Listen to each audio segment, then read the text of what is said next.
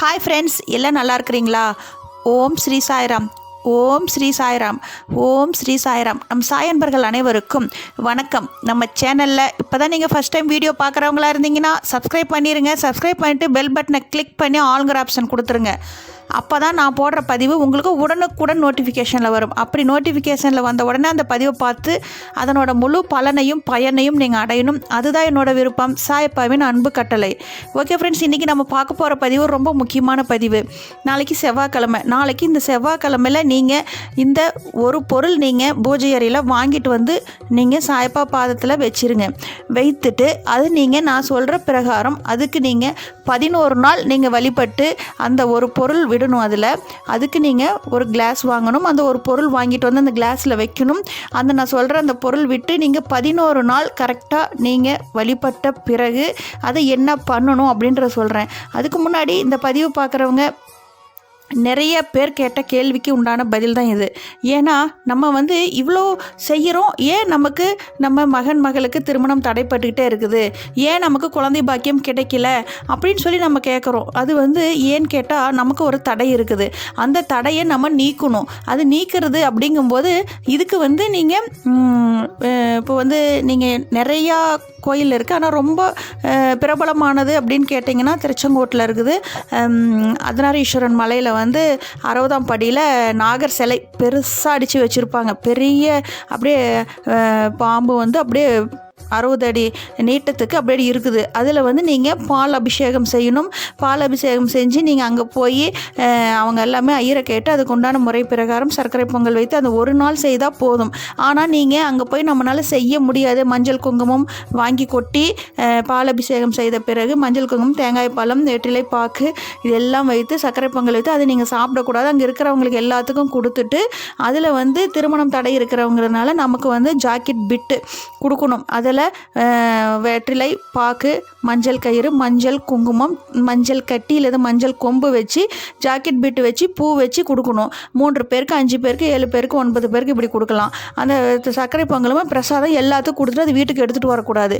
மறுபடியும் திருமணம் ஆன பிறகு மீண்டும் போய் சர்க்கரை பொங்கல் வச்சு நீங்கள் வழிபடலாம். ஆனால் அது முடியாதவர்கள் வீட்டிலேயே நீங்கள் எளிமையாக செய்யலாம். இதை செய்யும்போது உங்களோட பரிகாரங்கள், உங்களுக்கு குழந்தை இல்லைனாலும் சரிங்க, திருமணம் தடையாக இருக்குது, என் மகன் மகளுக்கு திருமணம் நடக்கலன்னு சொல்கிறீங்க இல்லைங்களா, நீங்கள் வீட்டிலேயே இந்த பூஜையை தாராளமாக செய்யுங்க. ஆனால் விடுற நாள் அந்த 11ஆம் நாள் மட்டும் ராகு காலத்தில் கொடுக்கணும். அந்த நான் சொல்கிற இடத்துல கொடுத்துருங்க.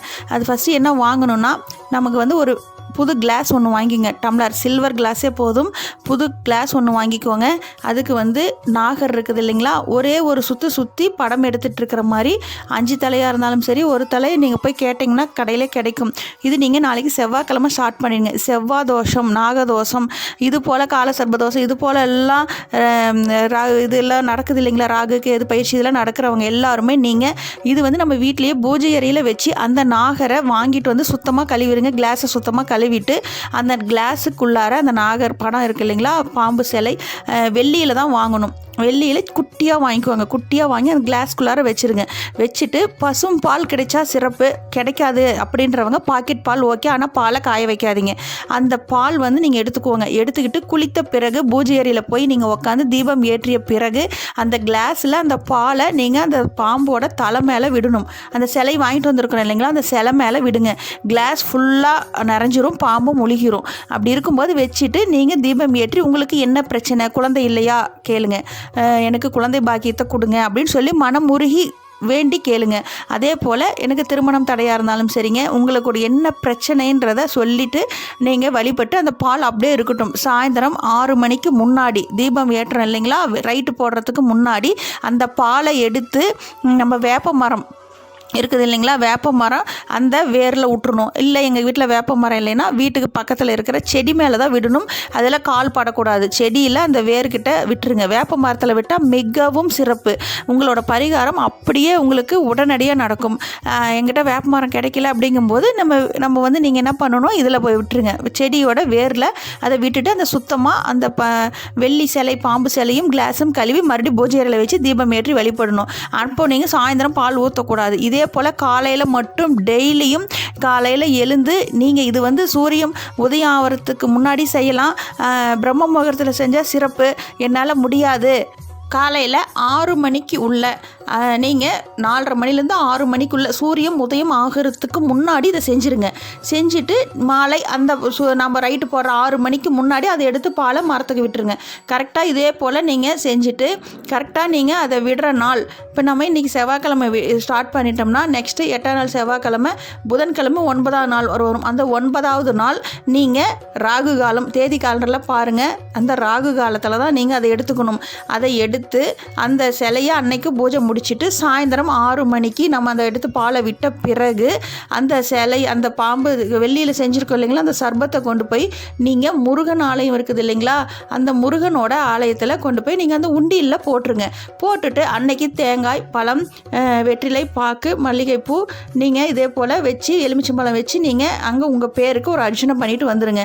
உங்களுக்கு நீங்கள் நினைத்த காரியம் மிக விரைவில் நடக்கும். இதுக்கு அந்த வெள்ளி சர்பம் நம்ம வீட்டில் வச்சுக்கூடாது. அந்த பாம்பு சிலையை, அந்த கிளாஸை நீங்கள் எப்பயும் போல் யூஸ் பண்ணிக்கலாம். ஆனால் அந்த இதை மட்டும் சிலையை நீங்கள் கொண்டு உண்டியில் போட்டுடணும். நீங்கள் தடைப்பட்ட உங்களோட அந்த தடைப்பட்ட காரியங்கள் மிக விரைவில் நடைபெறும். இதுக்கு நீங்கள் செய்ய வேண்டியது முழுமையாக நம்பிக்கை, பொறுமை தாங்க வேணும். நீங்கள் எந்த அளவுக்கு நம்பிக்கையோடு செய்கிறீங்களோ அந்த அளவுக்கு நீங்கள் நினைத்த காரியங்கள் நடக்கும். இதுக்கு அந்த ராகு காலத்தில் தான் நீங்கள் அந்த உண்டியில் போடுறத மட்டும் ராகு காலத்தில் போட்டுருங்க. பூஜை செய்யும் நேரம் காலையில் 4:30 மணிலேருந்து 6 மணிக்குள்ளே செஞ்சுருங்க. இப்படி செஞ்சு வழிபட்டு 2 தீபம் ஏற்றுங்க. ஒரு கிளாஸில் நம்ம வெள்ளியில் செஞ்ச இந்த குட்டி நாகர் சிலையை அதில் வச்சுருங்க. படம் எடுத்துகிட்டு இருக்கிற மாதிரி அதில் ஃபுல்லாக பாலை விட்டுருங்க. அது அப்படியே இருக்கட்டும். உங்களுக்கு அது நீங்கள் வீட்டில் இருக்கிற யாருக்கு அந்த திருமணம் நடக்கலையோ, யாருக்கு குழந்தை பாக்கியம் வேணுமோ, யாருக்கு பிரச்சனைக்கோ அவங்க செஞ்சால் சிறப்பு. இல்லைங்க அவங்களால செய்ய முடியாது, நான் செய்கிறேன் அப்படின்னா தாராளமாக வீட்டில் இருக்கவங்க யார் வேணாலும் அவங்களோட அப்பா அம்மா நீங்கள் தாராளமாக செய்யலாம். அந்த நம்ம டேட் ஆகிட்டோம் அப்படின்னா நீங்கள் அந்த நாள் முடிந்த பிறகு நீங்களே செய்யுங்க, தப்பில்லை. இந்த பதிவு பார்க்குறவங்க எல்லாரும் ஒன்றா சேர்ந்து கூட்டு பிரார்த்தனையாக தியானம் செய்யலாம். ஓம் ஸ்ரீ சாய்ராம், ஓம் ஸ்ரீ சாய்ராம், ஓம் ஸ்ரீ சாய்ராம். தியானம் செய்வோமாக.